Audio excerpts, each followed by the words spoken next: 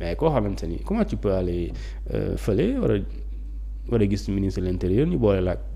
direction de la police de la sécurité intérieure. non nañ bàyyi caaxaan baaxul. wax dëgg yàlla caaxaan rek. alors Thioune ba tey dañuy des ci wàllub yoon ginnaaw bu nu sukkandikoo ci sunu confrère nekk fële ca Seneweb ñu ngi nuy xamal ni kii di Abdou Nguer moom it nag lundi bi bu 11h30 jotee ñu ngi koy xaarandi fële ca section de recherche daanaka du moom kase moom aussi ak yeneen ñaari journaliste yu nekk fële ca Source A kenn ku góor ak kenn ku jigéen ñoom aussi jot na leen daal di convoqué fële ca section de recherche bu Colobane ba tey ci li nga xam ne nag moo di Seneweb ñu ngi xamal ni seen convocation dafa daal di lié ak émission bi nu defoon nag démb ci li nga xam ne nag moo di dose matinale par rapport ak décès wu kii di Mamadou Badio Camara président du conseil constitutionnel. alors loolee kàddu yu ñu fa yëkkati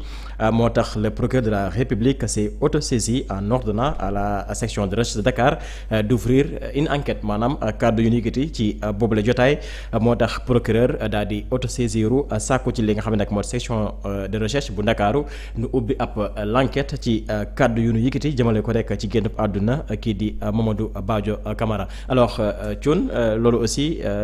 am nga si jàngat par rapport ak convocation kii di Abdou Nguer ak ñaari journalistes yu nekk fële ci section de recherche. bon sauf que seetaan ma émission bi et je viens de prendre information bi nga wax seetaan ma émission bi. donc xaw ma lan lañ ci wax ci biir émission bi ba peut-être probablement ñu war leen convoquer. bon si loolu xam nga boo seetaanu mënoo wax. mënoo ci avancer. à moins que nga ne motif bi peut-être selon Seneweb nee na motif bi moo tax ñu convoquer leen mais émission yi man démb seetaanu ma ko. démb seetaanu ma émission boobu donc je sais pas li ñu fa wax. très bien alors Thioune démb da nga fi am. ab laaj Galsen Gueule Paw moo la ko laaj dafa ni est-ce que génnub àdduna kii di Mamadou Badio Camara di ñaan yàlla suuf sedd si kawam est-ce que du retardel recours bi nga xam ni moom la opposition bi dugal jëmale ko rek ci mbir amnistie bi je pense bien que loolu la laaj non légalement juridiquement déedéet mais ay nit la ñun ñëpp n'est-ce pas waaw le président Ousmane Sonko le premier ministre bi mu programmé su ma jumlee jeudi def question d'actualité gouvernement bi xam nga officiellement loolu la état décidé mais jekkul par exemple ci gis-gis wala moralement lu mel noonu dal sa réew kilifa diine bu mag d'accord dal sa réew amaana sax parmi les députés am na si ñoo xamante ni ñoom foofu la ñu jokk donc réew mi moo ñàkk donc boo defee question d'actualité bi bon ci état yàqul dara mais day gën a rafet aussi nga repousser ko parce que méttit la léegi nag bu dee ci li nga xamante ni moom mooy wàllum conseil constitutionnel en tout cas c'est prévu dañ ne bu en cas de démission en cas de décès ou d'empêchement définitif le président du conseil constitutionnel bu dee moom moo décédé il est remplacé par le doyen d'âge désigné par le président de la République doyen d'âge xam nga tekki na mooy ku ëpp at ku fa gën a mag waaw et le doyen d'âge quand il est désigné mooy il va jouer le rôle du conseil du président du conseil constitutionnel jusqu'à ce que le président de la République daal di nommer nouvellement le successeur du président qui est décédé léegi nag li tax xam nga dañoo nekk impair même avant ñuy nekk 5 la ñu woon léegi 5 yi lu tax muy impair mooy parce que bu ñuy am décision bu ñuy jël dañuy diisoo boobu dañuy xool majorité bi par exemple ñii bu ñu waxee ñu ànd si lii président bi moom moo leen di arbitrer di arbitrer maanaam bu ñu nekkee di weerante sax ci non nii la ak nee la président moom muy jóg ne effectivement nii laa ko gisee et su boobaa la décision du président dafay nekk li nga xamante ne li ñuy jël la mais façon ci wàllum yoon amul vide parce que dañ ne bu fi nekkul rek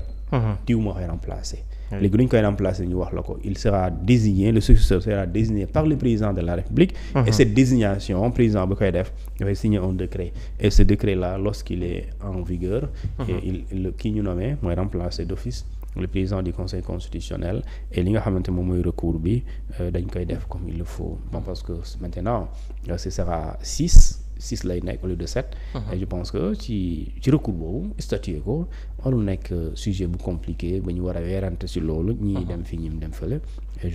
en tout cas du point de vue yoon noonu la mooy dañ ne en cas bu décédé wala mu am empêchement définitif wala mu démissionné ki koy remplacer président moo koy désigner le président bu ko désigner moom day siège waale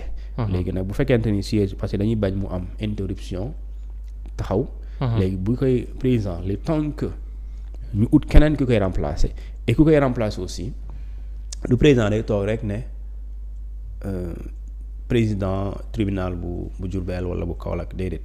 dafa am ay critères et parmi ces critères bokk na si par exemple Badio Camara avant qu'il ne soit nommé a été le président xam nga lan il nekkoon na Cour suprême par exemple donc parce qu'il y a ce qu'on appelle une certaine ancienneté boo xam ne dañ koy respecter mooy waral nga nekk li ñu tuddee un des doyens des magistrats donc c'est pas le n'importe quel magistrat la ñuy jël mais les magistrats les plus anciens ayant cumulé un certain nombre d'expériences professionnelles. Exactement alors Thione sànq yaa ngi koy tudd muy ndaje bi nga xam ne war na dox diggante le gouvernement ak député yi nag lundi bi incha allah naam judi nañ ko jàppoon mujjee ko dàqandi ndax génn àdduna la xalifa général des Layènes nu gis aussi taxawaay bi si ku jigi am ñoom fas yéene nañu boycotté boobule ndaje ndax jàpp na ni le premier ministre respecté wul li di assemblée nationale lépp loo xam ne tey ji calendrier la fële li nga xam ne nag moo di conférence des présidents ñoom ñoo war a tekk li nga xam nag moo di boobule calendrier Thione est-ce que tey ji yaakaar nga pour des raisons politiques député yi war na mën a boycotter li nga xam nag moo di boobule rencontre. waaw xam nga je pense que question d'actualité gouvernement assemblée nationale dafa nekk lu am solo. dañu ne dañu sas assemblée ñetti mbir. voter ay loi wala proposer ñu ne ko contrôler l'action gouvernement bi. mais évaluer les politiques publiques. c'est-à-dire que comment nit mënul la sas. te ki nga sas bu waree ñëw wax ak yow nga absenté. c'est-à-dire que kon nan ngay xamee lu muy def. ba war a def lu ñu tuddee évaluation. diggante janvier 2000 tel ak décembre 2000 tel année bi jeex na. voici l'écoulement de l'année budgétaire. Qu'est-ce que vous avez pu faire avec ces centaines de milliards. léegi yow ñu ne la sénégalais yi seen jafe-jafe question yooyu moom le gouvernement bi ñëw di tontu wax leen lan lañ ci def lan lañ bëgg a def ak lan lañ nekk di def. léegi nag yow député bi yow yaa teewal askan bi yow nga taxaw waxal askan bi lan mooy jafe-jafeem bu dee gouvernement bi yëgu ko woon wala xamu ko wala mu ngi ci ñu gën a xam effectivement yan solution la ñuy jël ensemble. léegi nag loolu mooy rapport bi war a am.